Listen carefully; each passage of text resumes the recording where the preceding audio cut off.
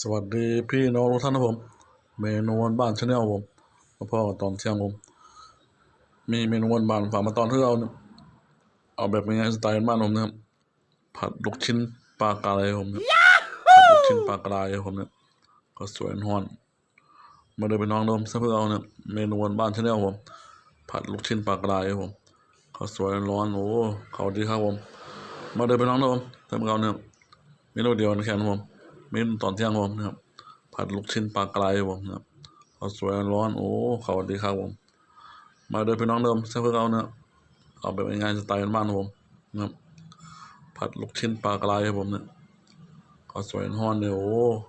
แซ่บครับผมมาเดินไปน้องเดิมซะเพื่อเอาเนี่ยเมนูบ้านชาแนลผมฝากกดไลค์กดแชร์กดติดตามผมเป็นแรงใจผมในการทำคลิปYouTube ช็อตผมนะครับกดติดตามเลยพี่น้องได้ผมนะครับเมนูบ้านชาแนลผมนะครับ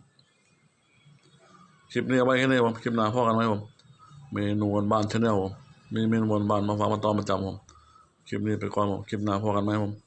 ขอบคุณเลยที่เข้ามารับชมผมกดไลค์กดแชร์กดติดตามผมคลิปนี้เอาไว้แค่นี้ผมคลิปหน้าพ่อกันเด้อพี่น้องนะผมคนอะไรผมสวัสดีครับ